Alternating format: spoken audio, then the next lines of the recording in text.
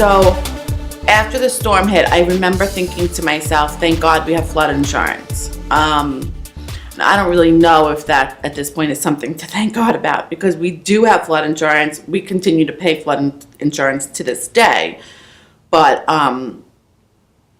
they grossly underpaid us, and they have not given us what we need to raise the house and become FEMA compliant. We had FEMA come in after the storm. They didn't give us anything because we have flood insurance, but what they advised us to do is to go for the SBA loan. We didn't do an SBA loan after Irene, and I didn't want to do it after this one either, after Sandy, because like I said, it's another monthly payment. We work hard and we're middle class, and sometimes we're just getting by, and to have another monthly payment, I fought my husband on it the whole way. I didn't want to do it, and he didn't want to do it either, but we had no other choice. That is what FEMA was advising us to do. So we went for the SBA loan. Did the insurance, was the insurance settlement, or what they gave you for insurance, did it fall way short of rebuilding to where you were? How did it compare, if you don't mind me asking, to your... It was a little bit more than what they gave us the first time. So we probably could have rebuilt exactly like this, like what we did after Irene. But it didn't address mitigation. It did not address mitigation, and we just did this twice. So for anyone that's, silly enough to tell us, oh, don't worry about it, it's not going to happen again. I mean, we would have to be fools to go and just rebuild the way we did. I mean, we'd be doing it every year. Did the SBA people or documents, as far as you know, talk about whether you could use that money, if there were enough, for mitigation? That's something I don't know. My husband knows more about that. So if you want to, obviously. That's okay. So you went for the loan. We got the loan. And you don't know if you could use that loan for mitigation, or it's just not enough. I don't know. Well, no, it's just not enough. It's just not enough, and we were told originally that New York Rising did not exist when we got the SBA loan. Obviously, if it had, we wouldn't go after the loan, like so many of us.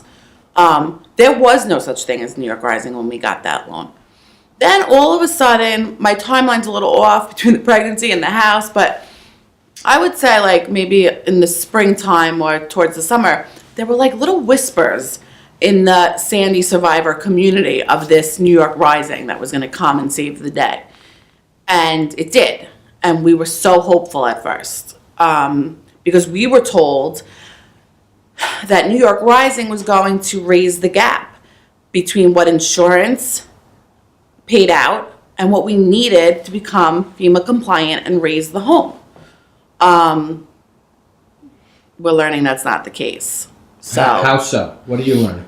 Well, and why do you firstly, everyone has gotten these letters. They call them quote unquote award letters. I hate that they're calling them award letters because I don't know what they think we won. But people are getting these letters, and the letters are giving out an amount that New York Rising, the grant, is giving to people.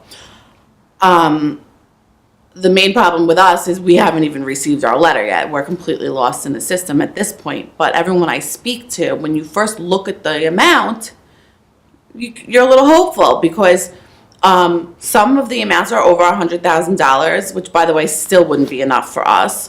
But then you get a little bit deeper into the documents, and you see that what they're doing is subtracting what you got from your insurance, subtracting the SBA loan for all of us that took the SBA loan, which, by the way, is a loan that we're paying back. So... Have you heard the phrase duplication of benefits? Yes, duplication of benefits. I do know very well. A loan isn't a benefit. So,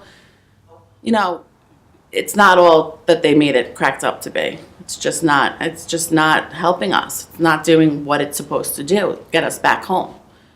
Do you have a caseworker? So I have a caseworker. I had a caseworker first, who didn't do much by me. I call her, I couldn't find her. She was either left early for the day, every day I called, or she wasn't in that day. Turns out recently she's now out on disability. So At that point, I then began speaking to her supervisor in the Freeport office, who was very nice and very understanding and would call me back when she said she would, but really had no information. And this was a real, ongoing thing, no matter who I spoke to in the New York Rising offices. I would speak to one person one day and get a different answer the next. Every person I spoke to had a different answer for my questions. I now have a caseworker who's in the Island Park office. I think Freeport is now done with us. I've been now moved to Island Park. And every time I speak to him, again, he's very nice, but he always says he doesn't have our file in front of him. I don't have your file in front of me right now, but I don't know where my file is.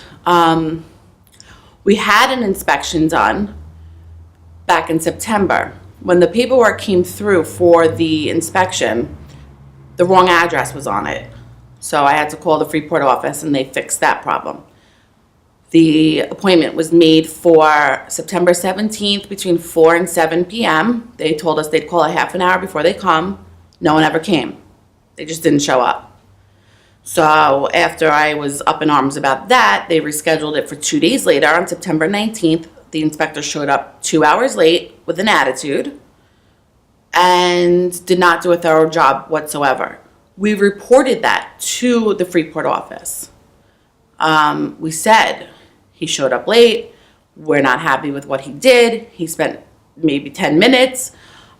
Maybe we should do another inspection. We kind of like felt it that something was going to go wrong. That this guy was not equipped to take care of what he was there to do. But they assured us in the Freeport office, no, it's fine. The paperwork's going through. And just wait to hear for the next step. Then I started seeing on like social media and through the grapevine, everyone started to get their letters, their quote unquote award letters. And I would come here and check the mail and for over a week, we weren't getting ours. So when I started to call to check in, we were told, don't worry, it's coming. You were probably in the second batch. Well, then all hell broke loose because at one point we were told that your letter's not coming because the quote, the exact conversation was, I was on the phone with someone and the person said, now I'm looking at your file on my computer here and it states that there was a refusal. Why does it say there was a refusal? And I said to him, I don't know, you work there. I don't even know what refusal means. He quickly backtracked and said, no, that was a clerical error. There was no refusal. Don't worry, I'm putting your letters in the mail. You will be receiving it within the week. It never came. How long ago was that? That was like, I have all the dates written down. More or less. A while ago, like a month ago, like over a month ago. Then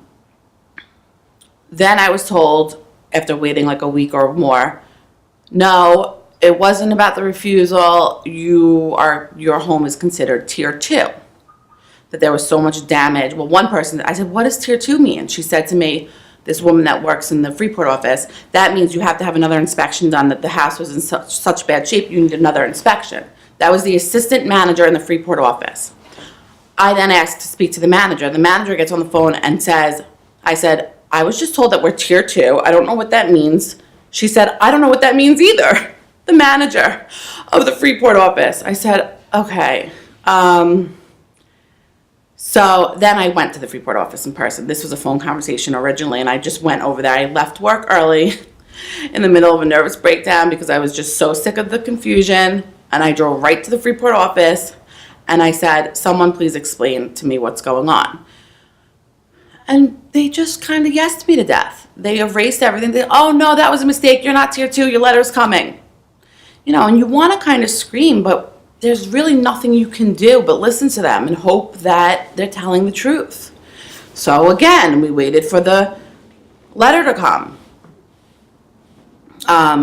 Then we were told for a little while that the inspector stated that he could not enter the home. Now, my husband and myself stood with the inspector right where I'm standing now. The inspector was in the home.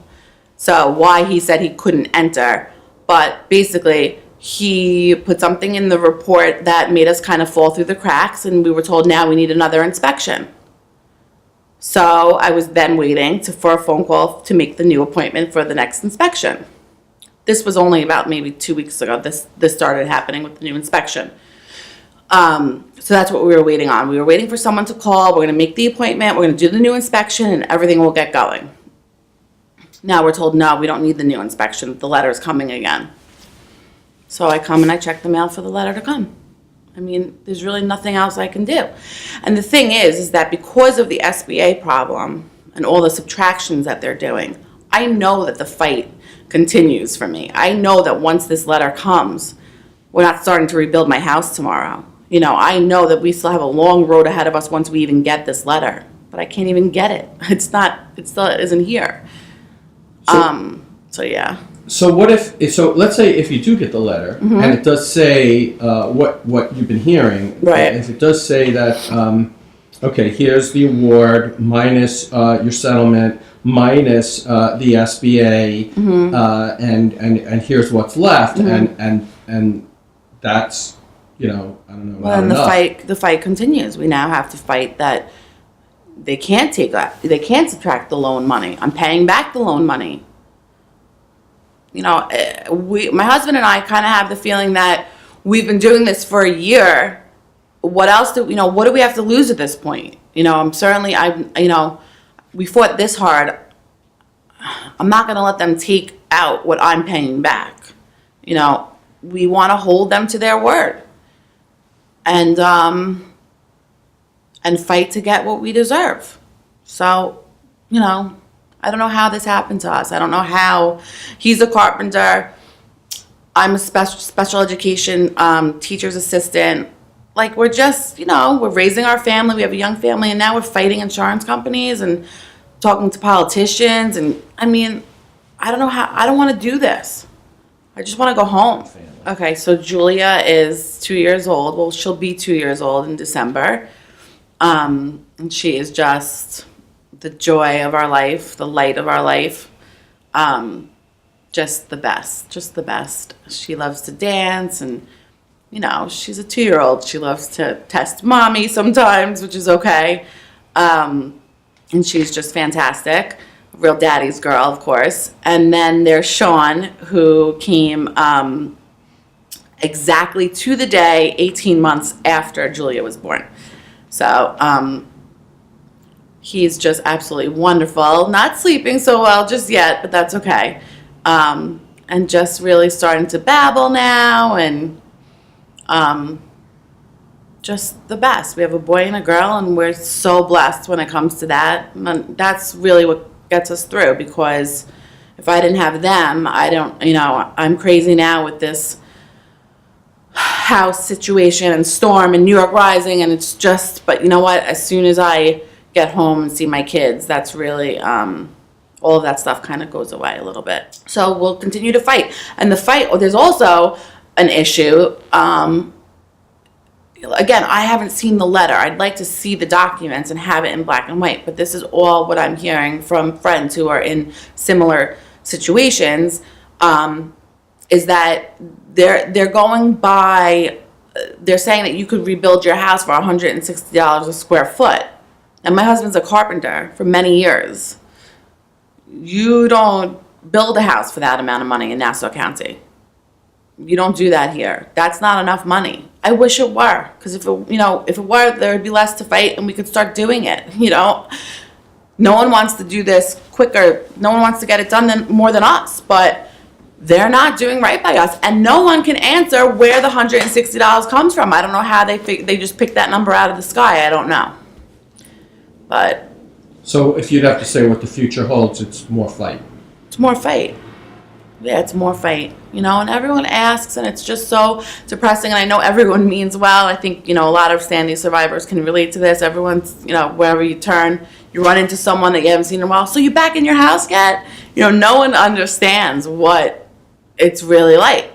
Right. For a lot of people, it's over, but it's not over for you. For a lot of people, it's over. For a lot of people, it didn't even start. For a lot of people, they only, and listen, everything's relative. I don't want to sound bitter, but some people just lost electricity. I mean, And it's scary. Long Island isn't that big of a place, but for fellow Long Islanders to not even know really what their neighbors are going through, it's a problem. And so for me, I know that talking to you and, at this point, talking to whoever will listen, I know that's not going to get me back home tomorrow. I wish it would.